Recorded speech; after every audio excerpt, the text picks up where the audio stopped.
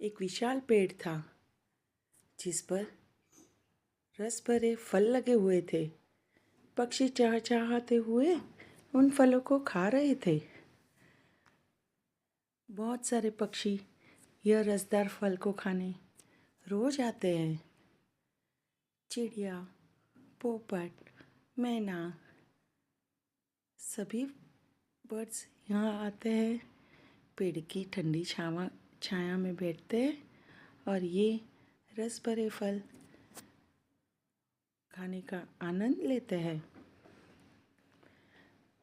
और ये मीठे रस भरे फल जब ये नीचे गिरते हैं तो और पशु पक्षी भी यह खाने का भरपूर आनंद लेते हैं। ये देखो कौन आया, बहुत ही प्यारा सा पंछी। उसे भी यह फल खाना है। वो तो यही झाड़ पे रहता है, उसका घोंसला बना हुआ है। बहुत ही सुंदर दृश्य, बहुत ही प्यारा दृश्य। देखो पंछी कितने सुंदर लग रहे हैं। दोस्तों, आपको भी यह देखकर आनंद का अनुभव हो रहा है ना? दोस्तों, ये पूरा पेड़ फल से लदा हुआ है और इसीलिए ये पिंकू बंदर ने अपना घर यहीं बना रखा है। वो पूरे दिन ये पेड़ पे उछल कूद करता है और यही पेड़ की शाखा में रात को सो जाता है। उसे यह फल खाके उसकी आत्मा तृप्त हो जाती है। उसे भी यह फल बहुत ही पसंद है। कितना सुंदर दृश्य है, शांति का अनुभव हो रहा है।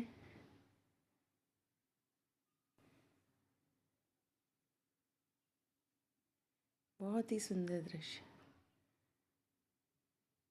यह पेड़ पक्षियों को आकर्षित करता है। पक्षियों की चहचहाट सुनना बहुत ही सुखद होता है। बगीचे में पेड़ों की छाया में बैठकर आराम भी किया जा सकता है। यहाँ का वातावरण बहुत ही शांत और प्रदूषण मुक्त होता है और इसीलिए अंकल जॉन और आंटी स्टेसी यह बगीचे में हर रोज आया करते। वो आते अपने छोटे से टॉमी के साथ। टॉमी को भी यहाँ पे आके सैर करना बहुत ही पसंद है। यह दृश्य बहुत सुंदर और शांत है। यहाँ पे सुकून का अनुभव होता है।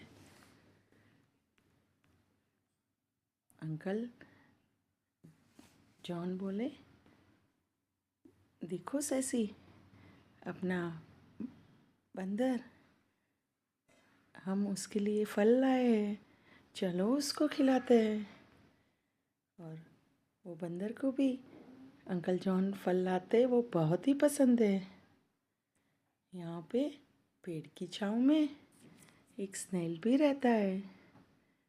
वो हरे हरे घास में छुपे हुए छोटे छोटे कीड़ों को खाकर अपना घर यहीं बसाया हुआ है। बहुत ही सुंदर है। वो दिखने में बहुत ही प्यारा है। वो उसके दोस्त सभी रात को बाहर आते हैं और पक्षी और पंछियों ने जो छोड़े हुए फल है उसको खाते हैं। पास ही में एक बेंच है, वहाँ पे स्टेसी रोज आके बैठती है और ये सुंदर नज़ारा देख के उसका आनंद लेती है। स्टेसी ने कहा, हेलो अंकल। नमस्ते आंटी। अंकल जॉन ने मुस्कुराते हुए कहा, अरे स्टेसी, कैसी हो? कहाँ है निक्की? अरे निक्की तो आ गई। अरे निक्की ने आज क्या पहना है? मशरूम की डिज़ाइन वाली कैप। बहुत ही प्यारी सी बेटी लग रही है, बहुत ही सुंदर। स्टेसी ने कहा, अंकल देखो देखो, निक्की भी आ गई आज। हम सब साथ में खेलेंगे और हम सब बगीचे में साथ में घूमेंगे।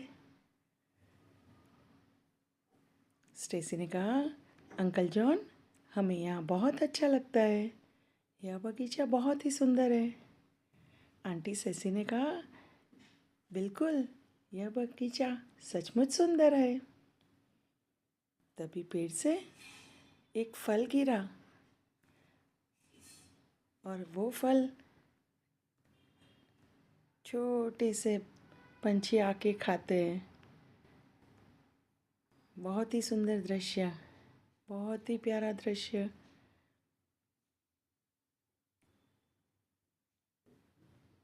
देखो कितना प्यारा फल गिरा है, पूरा रस से भरा। पंछी देखो देखो आके उसको खाने लगे हैं, कितने चाव से खा रहे हैं। मीठे मीठे रस भरे फल, और वो फल बहुत ही खुशबूदार है। साथ में उसके दोस्त भी आए हैं यह फल खाने। दोनों यह फल खा के तृप्त हो जाते हैं। ताज़े रसदार फल प्रकृति हमें क्या ही देती है। प्रकृति से हमें कितना सारा मिलता है। प्रकृति हमें खाना देती है, हमारे शांति देती है, और उसकी वातावरण में फूलों की सुगंध से मन में सुकून और शांति का अनुभव होता है। अरे देखो देखो, ये कौन ऊपर से पेड़ से गिरा? गुबरेला, पीले रंग का गुबरेला बहुत मस्तीखोर है। उसे यहाँ से यहाँ घूमना बहुत ही पसंद है। पूरे दिन वो यहाँ से वहाँ हरी घास पे घूमता रहता है। अंकल जॉन ने बोला, देखो देखो, उसका ध्यान रखना, कहीं पैर के नीचे ना आ जाए। बगीचे में ताज़ी हवा और ऑक्सीजन की भरपूर मात्रा होती है। यहाँ पर बैठकर पढ़ाई या काम करना बहुत ही आसान होता है। बगीचे में बच्चों के लिए खेलने के लिए बहुत सारे स्थान होते हैं। बगीचे में पेड़ पौधों की देखभाल करने से मन को शांति मिलती है। यहाँ का वातावरण बहुत ही सकारात्मक होता है, और बगीचे में पेड़ों के नीचे बैठकर मेडिटेशन करने से उसके फ़ायदे बहुत ही मिलते हैं। ताज़ी हवा और मेडिटेशन से आत्मा और मन दोनों ही प्रफुल्लित हो जाते हैं। बगीचे में रंग बिरंगे पक्षी और जानवर होते हैं जो मन को आकर्षित करते हैं। बगीचे में बैठकर प्रकृति के करीब महसूस किया जा सकता है। आंटी सेसी, अंकल जॉन, स्टेसी और निकी आज यही बगीचे की प्रकृति के भरपूर फायदे का आनंद ले रहे हैं। यहाँ का वातावरण उनके मन को शांति और सुख प्रदान करता है। दोस्तों, प्रकृति से हमें बहुत ही कुछ मिलता है। तो चलो दोस्तों, आज से हम भी एक प्रण लें कि हम ये प्रकृति की रक्षा करेंगे, पेड़ पौधे लगाएंगे, और आने वाली पीढ़ी के लिए एक बहुत ही सुंदर सा, एक बहुत ही प्यारा सी दुनिया बना के रखेंगे। दोस्तों, चलो फिर तो उसी के साथ हम अगले बगिन में फिर से मिलेंगे।